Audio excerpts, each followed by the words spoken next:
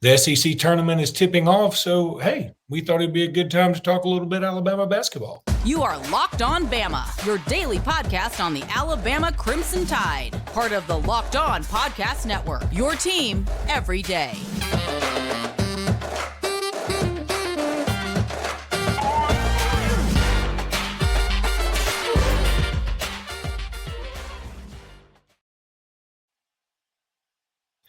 Hey, everybody, and welcome back into Locked On Bama. Luke Robinson, that's me. Jimmy Stein, that's normally him, but today it's going to be Michael Southern, a Tide Hoops history, and I'm going to talk to him in just a second. Want to thank you for making us your first listen every single day, and also thank FanDuel for being the sponsor of this particular podcast.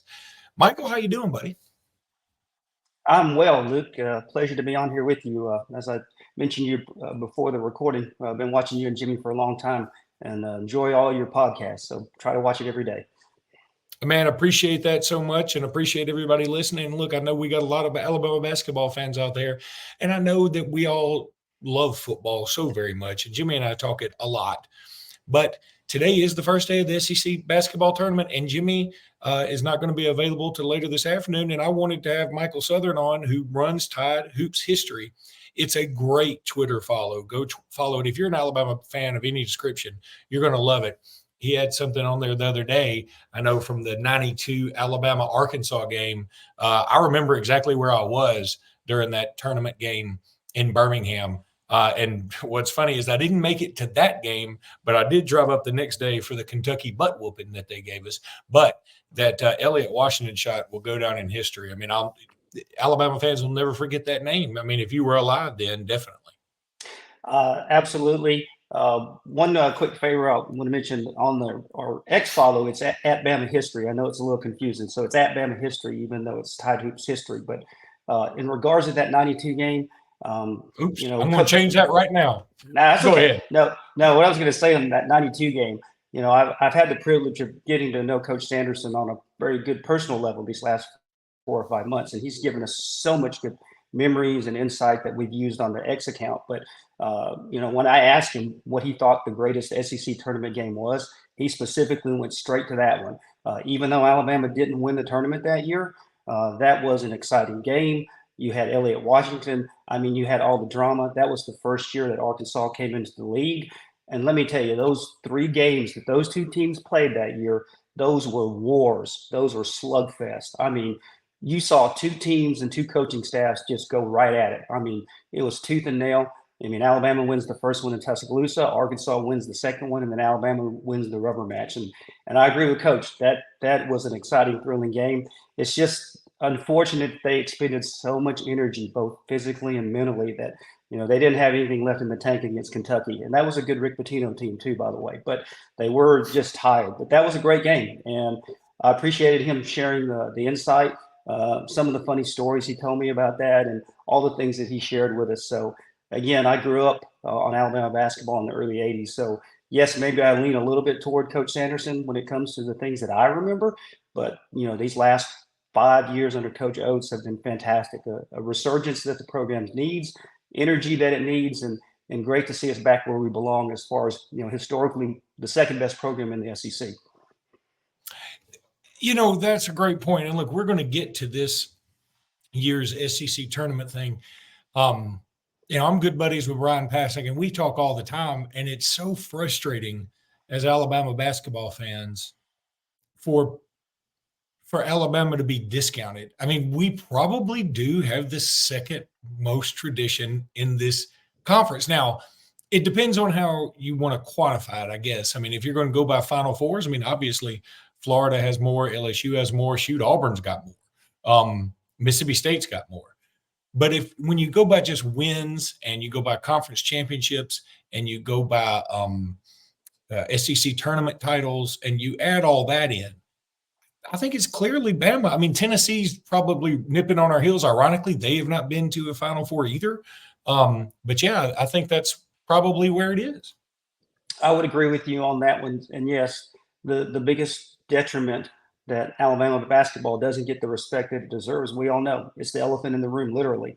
Have not been to a Final Four, have not won a national championship. And there are other teams in the league that have caught lightning in a bottle. I mean, historically, would anyone say South Carolina and Mississippi State have better basketball programs than Alabama? Yet what do they have? They've both been to the Final Four, and Alabama has not. But when you look at the number of conference wins, when you look at the SEC tournament titles, when you look at the regular season championships, I mean, Alabama can hold its own with anybody in the conference with the exception of Kentucky, because they are the behemoth, and they always will be, and that's fine. Just it's the reverse opposite in football, so I totally understand that. But again, I don't want to discount that. Mississippi State, what they did with Darrell Wilson and that team was not incredible, but we all understand in a one and done situation how difficult it is to get to a Final Four and to win it all. I mean, Florida won it 2 years in a row. But again, when you look at their overall history, yes, they've got 2 national championships, but as far as, I don't know, just the consistency over the decades, again, Alabama's right up there with them. And again, I know all the other fan bases throw shade at us, like get to a Final Four and then we'll talk. Well, yeah, I really feel confident with the way the program's headed with Coach Oates. We're going to end that conversation here in the next couple of years. Hopefully we'll end it this year if the team gets hot. Yeah, I mean, again, it's also a combination of luck and getting the right draw. Excuse me, being hot at the right time. Boy, I got choked up talking about it. But I'm friends with Bart Heitch too, and I get to see him all the time with the HSA stuff. And boy, I'll tell you something. That Final Four does mean a lot. It means a lot to him. I can tell you that. Oh, and it should, because that's hard. But I would dare say that if we look back at the quality of the Alabama teams, and again, I sound like a broken record, but in 1976, that Alabama team was the second best team in the country. Oh, yeah. And they did not seed teams. They did it by geographic. If you seeded teams back then, Alabama and Indiana don't play until at least the Final Four, maybe the championship game, no doubt. Again, if you look at 82, Alabama has the misfortune of running into North Carolina with somebody named Michael Jordan. So there you go. Played them close to the end. The 87 team ran into a very hot Providence team. I thought the 87 team was going to be the one to break through, and they did not. It's all luck. Some of it's luck. You have to have the right time. You have to have the right seating. You have to have the right health. Again, the 1990 Alabama team, I fully believe if you drop that team in any other region, they get to the Final Four. Now, they weren't going to win the West, because even if they beat Loyola, you have to play UNLV. But look at the other teams, Arkansas, Duke, Georgia Tech that year. I think Alabama matches up favorably with any one of those teams. Okay. And then in 2021, if you don't have the injury to Jordan Bruner in the regular season, and again, no detriment to Alex Reese, he played great for what he had to do at the 5. But if you have a healthy Jordan Bruner at the 5, I think we beat UCLA. Plus, Herb Jones was beating up that game too, or in that tournament too. So I think the 21 team gets to play Gonzaga in the Final Four without injuries. And then, of course, we know last year with Brandon Miller's injury, and you just had a bad matchup. Alabama was a very talented team, generational talent, but they were young, not as physically mature. And San Diego State was a veteran team. They had juniors and seniors all over the place, and they were just physically more dominant in that game, and Alabama wasn't hitting shots. So, again, that team also, you think you would have had a chance to get there. So there are so many things that have to fall right for a team to get there. And you're right. It is really uncanny how many times Alabama's been in the tournament with a good team and been knocked out by a team that either goes all the way to the Final Four or wins the national championship. Last year, San Diego State, they go to the national championship. I mean, they ran into a buzzsaw in UConn, but they do play for the national championship. Indiana in 76 that you mentioned. Look, that Loyola team, and again, I don't think Alabama would have gotten past UNLV. That UNLV team was disgusting. They would not. But that Loyola game, what I remember about that so much is watching it. I was pretty young. I say I was young. I was probably, 15, 16. And I remember going over to a friend's house and like both our families watching it together. And Brent Musburger said at the beginning of the game, "Hey, take a look at the shot clock. You won't see it again." And I don't remember exactly what the score was, but I think it ended up in the 60s or 70s. And it was like a 1 point or 2 point game at the end. And Alabama did all they could to slow the game down. They had the perfect game plan, and they run into a Loyola team that had just lost Hank Gathers earlier in the season, very tragically. And Bo Kimball was just ridiculous. Remember, he was shooting all his free throws left-handed in honor of Gathers. You remember that? I mean, it was. I do. I was a sophomore in Alabama during that run in 89-90. So I was in the student section when that team beat the tar out of North Carolina in the second half with Pete Chilcutt. And remember that team also. Remember that team? That was a really good Alabama team. In fact, that's one of the most underrated teams in my opinion, because that season, awesome. Yeah, that team also, they put a beat down on that LSU team that had Stanley Roberts, Shaquille O'Neal, and Chris Jackson. I mean, they beat them by almost 20, and wasn't even close. Yeah, that wasn't even close. And then in the Loyola game, I know the fan base is split on this one. Half the fan base says, "Why didn't you run with them? You had the athletes." The other half says, "Great game plan." I'm in the half that says great game plan, because we saw what happens when you try to run with them. They ran Michigan out of the gym. I think they beat them like 149 to like 112 or 13. And they were the defending champs. They were the defending champs. That's right. So I think that the coaching staff did exactly what they needed to do. And yes, it's a little frustrating because if I remember correctly, Alabama had an 8-point lead with about 4 minutes left, and Loyola hit a couple of threes and came back. And then, Robert Ory has the last shot to tie it. And why couldn't Big Shot Bob start his tradition right there, right with that one? We could have gone to overtime, but that's okay. Robert Ory, Melvin Cheatham, David Benoit, that was a fantastic front court in the 89-90 season. Those guys were great. Was Gary Waits on that team? He was. It was Gary Waits. The starting lineup was Gary Waits, James Sanders, Melvin Cheatham, Robert Ory, and David Benoit. I remember that team well. Boy, I got to get to break, but I remember that LSU game. I went to it in Tuscaloosa, and I can still – this is back when college basketball was at its heyday, if you ask me. I can remember that LSU starting lineup from memory because they were so good. I mean, people forget about somebody like Maurice Williamson or Vernell Singleton. They were disgusting. They think about Chris Jackson or Mahmoud Abdul-Rauf and Stanley Robertson, of course, Shaq. But you're right, Alabama just dogged them that game. And what I remember so well is going to the game, and all the students held up newspapers while LSU was being introduced. And then when they started to introduce Alabama, they threw all the newspapers up in the air. It was just a scene. But I've got to get to break, and I want to tell everybody about eBay Motors.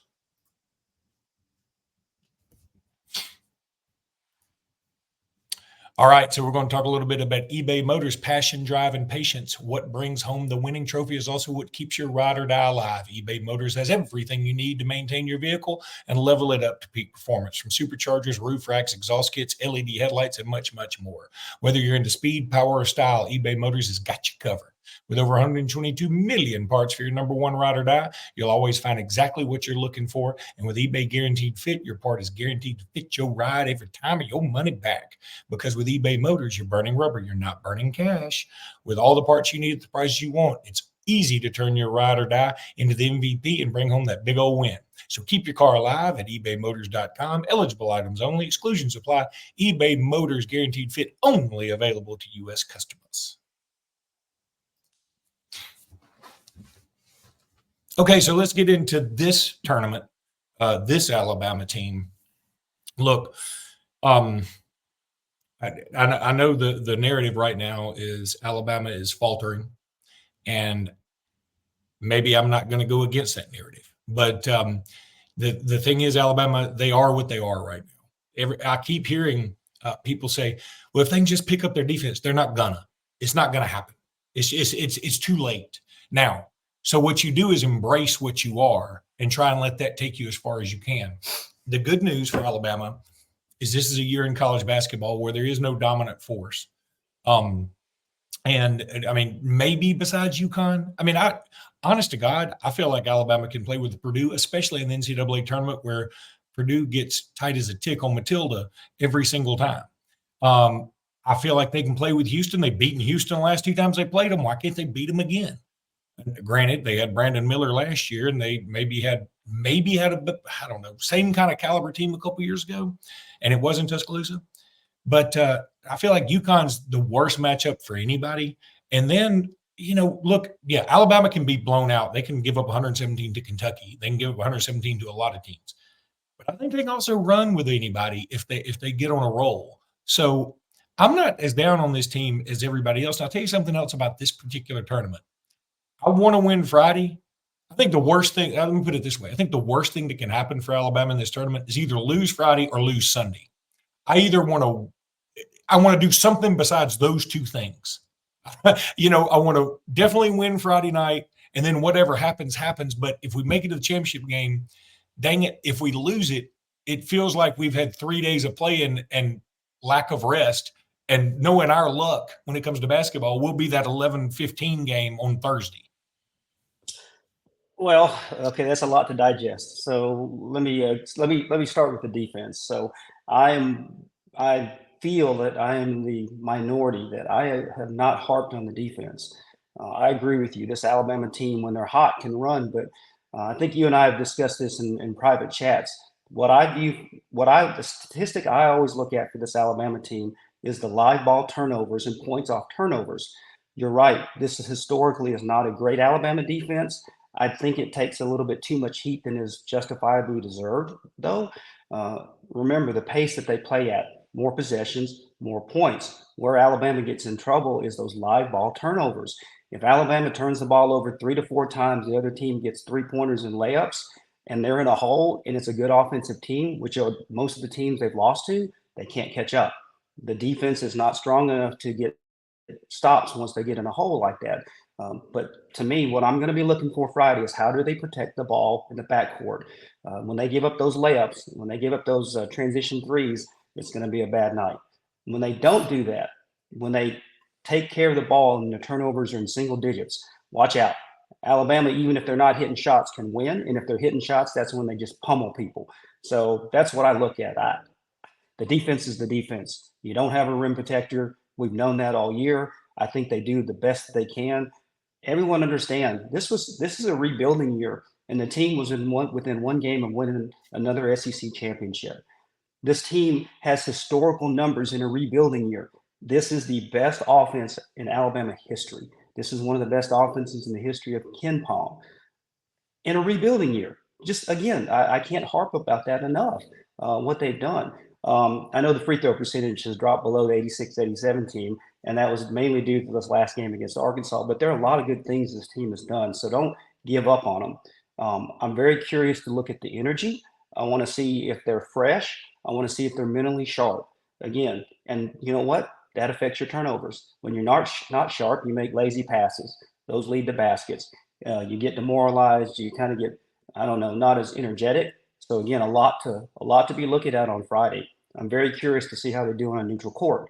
Again, I'm not as concerned with those blowout losses at Rupp Arena and some of the other areas, but you have a veteran guard backcourt, which is what you need in the postseason. If they protect the ball, whether they hit a lot of threes or just hit their average, then they're going to be in the game. I think they'll be fine. But again, turn the ball over, the fate is sealed. That's the way I look at it. I am not banging on the defense, okay? Because there's no reason to. We know what. Yeah, I mean, there's nothing you can do about it at this point. Exactly. No reason to. No reason to. And boy, I'm in the same breath. I'm going to say, if Charles Bediako had come back, that's probably worth 3 games on the plus side for Alabama. I don't disagree. And again, if you go back and I like to look at the numbers. I'm not an X and O guy. I can't. I'm not a coach, but I look at the numbers, okay? And then some of the big losses, again, we talked about it. You had points off turnovers like in the 20-point range, and you lose by 20. Makes sense. Yeah. The numbers are the numbers. You can't hide it. It is what it is. Look, they didn't turn the ball over a lot against Purdue, had a chance to win. Didn't turn the ball a lot over against Creighton, had a chance to win. And both were in hostile environments, okay? So if they do that, you string that together, this team can make a deep run. Likewise, this team can go out in the first and second round. So the ceiling is high and the floor is low. So that's what makes it a little frustrating right now for people because they like consistency. They like to know what to expect. And this team, well, it's a mystery sometimes. But I dare say potential is there for something good. And also there, if you see the turnovers. I'm telling you, if they have 8 to 10 turnovers in the first half, that's going to be hard to overcome in any game. There's no doubt about it. And we're going to talk about Alabama's chances in this tournament as soon as I tell you about Fire TV. Oh man, I love having Amazon Fire TV as a sponsor because I've been using Fire TV for quite some time. Fire TV is your destination for sports, from live games to highlights to in-depth analysis. Fire TV offers amazing viewing experiences with smart TVs, as well as the Fire Stick TV that you can plug into your existing TV that provides access to millions of movies and TV episodes, as well as free and live TV. Whether it's opening weekend for baseball or college basketball tournaments or whatever, you're going to want to have Fire TV. Fire TV recently created Fire TV channels to deliver you a constant supply of the latest videos from your favorite sports brands. This is all for free. That includes all of us at Locked On and most of the big pro leagues and college conferences as well, whether it's March Madness, NBA, MLB, lots more, whatever you want. Trust me on this. If you haven't checked out Fire TV channels, you should immediately. To learn more, visit Amazon.com/LockedOnFireTV. That's Amazon.com/LockedOnFireTV.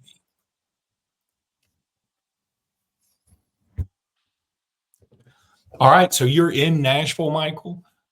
Boots on the ground, and that's wonderful. I went last year, had a blast. It should be noted, Nate Oates, as Alabama's coach, is undefeated in Nashville. That is positive. And look, I definitely want to win this thing. It wouldn't hurt my feelings if we bow out Saturday. I'm not going to fret. I feel like we're probably a legit 4 seed or concrete 4 seed, no matter how you spin it. So I don't think anything's going to affect much. I don't even know if we win it, if we could be bumped up to a 3. I mean, it depends on everything else. But what do you think about Alabama's prospects here? I mean, for all the world, it looks like Alabama got the worst side of the bracket, even though they won a lot of the tiebreakers. They get to play probably a Florida team they don't match up super well with. Then they probably get to play a Kentucky team that is Kentucky. And then they probably play either Tennessee, who's beaten Alabama twice, or you play your arch rival who has more depth than you on your 3rd day in a row of playing basketball. It's not exactly the best bracket Alabama could hope for. No, when everything finished and I saw the bracket, I thought, yeah, this is Alabama basketball. So if there's the worst possible bracket you could get is the number 3 seed, welcome, here it is. This is a tough one to call. Again, because we talked about the instability here, the up and down, the way the team plays. Again, if the energy's there Friday night and they're not turning the ball over, they can easily beat Florida if they're playing Florida. Remember, Florida's got to win today too. But if they're playing Florida and that's the case, they can easily win. And yes, you could have Kentucky there too, waiting on you on Saturday. I don't think if Alabama were to get to the championship game on Sunday, I wouldn't. If they lose it, yeah, that would be frustrating. But I think that would be still a great accomplishment. I don't know if they can get to a 3 seed in the NCAA tournament. I think obviously they would have to win the tournament, and they need to win it convincingly. But I would say beating Florida, Kentucky, and either Auburn and Tennessee to do that would be impressive simply because, as Nick Pringle said earlier, it's the Alabama revenge tour. You got a chance to avenge a lot of embarrassing losses against some rivals there. Again, I wish I had a better feeling of what to expect, but until we see how they respond, what the health of Ryland Griffin is too, if he's even going to play Friday, we don't know what we're going to get. And you know what? That late game on Friday night, weird things happen in that game. I mean, depending on what the crowd's like, what the energy's like. I mean, Alabama could come out there fresh, ready to go, and maybe Florida's dragging a little bit. You never know. But then you got a quick turnaround, and there you go. You're playing either Kentucky or someone like that coming. Maybe you get lucky. Maybe A&M upsets them or something like that. You never know. This tournament is a lot of fun. It's a lot of crazy. We've been coming since the 21, and I've enjoyed it. So watch 2 championship runs. Not so much fun in Tampa in 22. And let's see what they can do here. Yes, Nate Oates is undefeated in Nashville, 10-0. If he goes 13-0, again, with this team and this season, again, one heck of a coaching job. You cannot deny that. That's for sure. Don't want them to flame out Friday night. I'll just tell you that. Please at least get to Saturday. Get another shot. That's my thing.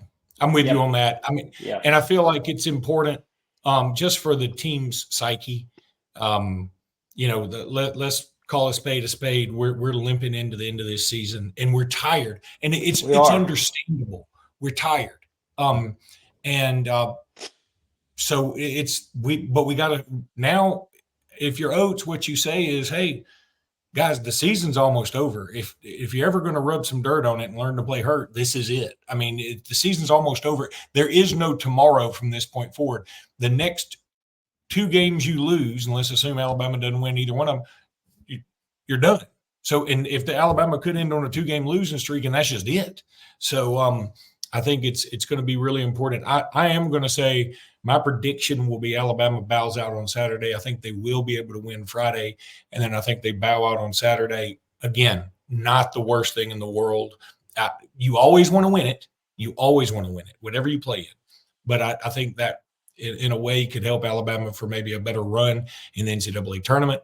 And as I said, if you do make it to Sunday, and let's say you play Auburn or Tennessee, teams with more depth, more experience, stronger, bigger than you, and let's say you take it on the chin. And what if, for whatever reason, because CBS wants to do this, you are the 11-15 game on Thursday? All of a sudden, man, I mean, it's really tough sledding. I don't care who you play in the first round. And especially if you play somebody like a Samford, which would be a nightmare matchup. Not nightmare in terms that Alabama can't win it. Nightmare in the sense that no matter how many Alabama wins by, people will be like, well, they kept it close. Well, and I don't want to predict the worst, but if you look at the history with the NCAA tournament and similar Alabama teams with similar seedings and things like that, for some reason, the committee sure does like to send Alabama out to the West. So yeah. I know there's the concern that they get sent out to perhaps Spokane. You combine that with travel and everything else, that would be the worst possible outcome. And if Alabama were to make a run, even if they get to Sunday and don't win it, think of what they have to go through. You would more than likely have to go through two high-powered offensive teams. So you're going to run really hard on Friday and Saturday, and then you're probably going to turn around and play either a strong defensive team in Auburn and Tennessee. Then you're going to just have to shift gears. Now, the one thing I'll say about that side is Auburn and Tennessee, when they're cold, they're really cold. They'll keep you in a game on that one if they have one of their spells. But that's a tough draw. It will be a physical challenge. Let me ask you. I have a question for you. Would you prefer if the SEC backed this tournament up by one day and your championship game is on Saturday? Oh yeah. Okay. I would for a few reasons. Number one, I think the ACC does it, and I think the Big 12 does it. And I do think it gives you a little bit extra rest. And instead of like, hey, you're just worn out, here you go, now we got to go to the selection show, I think it gives you a moment to just chill out and enjoy the moment and appreciate the win. Because here's the thing, in today's society, whenever you win something like a championship, that is an SEC tournament championship, you celebrate it for a minute, and then everybody's got to run and go find out where they play in the NCAA tournament. You don't have a moment to embrace that. And I think at least give them, 12, 16 hours to enjoy the moment. So, yeah, I would like to move it back. In fact, boy, you want to talk about, and we don't have time to get into it, and I know you'll disagree with me, I'm all for doing away with conference tournaments, period, and maybe extending the regular season. Let me tell you why. Okay. The only reason you have conference tournaments is a money grab. Now, they're fun and they're dramatic, but I hate, and I mean, I can't stress this enough, I hate that to make the tournament relevant, other than just a money grab, you have to make it where it's an automatic qualifier for that particular team. And so a team like Indiana State, they just get absolutely screwed, 100%. And they won the regular season. They lose, a pretty tight game in the finals or whatever. And now they're sitting on the bubble. That's just not fair if you're going to include those small schools. I don't think it's fair that Arkansas, let's say, sitting at 500 right now after beating Vanderbilt, has a chance, albeit a small one, but they have a chance to make the NCAA tournament and play for a national championship in theory. I don't like that. I feel like the regular season needs to count for something. And if you're going to do it this way, then why do we even invite teams like Kansas, or not invite them? I mean, why do we make them play when Kansas clearly said yesterday, we're just sitting our guys. We don't give a rip if we lose to Cincinnati by 100. We're going to sit two of our guys. And all of a sudden now you're like, yeah, I think more teams should do that. I mean, it wouldn't hurt my feelings if Alabama, let's say that this was going to be his first game back. And Alabama, and let's say that Mark Sears was banged up. If Alabama said, we're sitting Sears and Wrightsville, and we'll take it on the chin, but we know we're going to be a 4 seed, so what's the problem? And so it devalues the tournament to me, and it devalues the regular season when the regular season championship should mean the whole world to me. Yeah, I'm a little torn on both sides. I understand both arguments there. Me personally, I do like the SEC tournament just because, and I guess it's the reason fun. I like it, it's fun. And again, Alabama has a good tradition in it. So yes, I'm a little biased toward that, but I do understand and I agree on that one too. It's talking out of both sides of your mouth. How can you value the regular season and then also I still like the tournaments and give them the automatic? Yeah, I know. I don't think the NCAA will ever go to where you have now 2 automatic qualifiers where if the regular season champion doesn't win the tournament, they automatically get a bid because that's going to steal too many. But again, you know this. You're right. It's a money grab and it's all about, I don't know, publicity. So, the reason the SEC plays on Sunday is the same reason the Big Ten does too right now, their tournament championship games. They're the only 2 playing. They want the publicity. They want the network coverage. So if you back it back to Saturday, now you're competing with everybody else. So, but me personally, I do wish they would back the SEC tournament up. Let the championship game happen on Saturday. Let the fans get back home either Saturday night or Sunday, rest up. Yeah. And for the ones, just like the players, for the ones going to an NCAA tournament site, give them just a chance to catch their breath. And then if you happen to win the tournament, you're right, celebrate and enjoy it. I personally enjoy it when Alabama wins the SEC tournament. I do. It's a fun thing, and I think it should be celebrated because it is an accomplishment. Now, is it an accomplishment if half the teams sit all their starters? No, I agree with you on that as well. If you're going to play in the tournament, play in the tournament. Bring your guys. Now, if someone is hurt and truly injured and can't play, I get it. But if you're going to do the load management, then just take the L and just don't even come. That I don't believe in the spirit of it. Yeah, just don't do it. How about this? Instead of conference tournaments, what they say is, all right, you can go to the tournament if you want to and have a shot.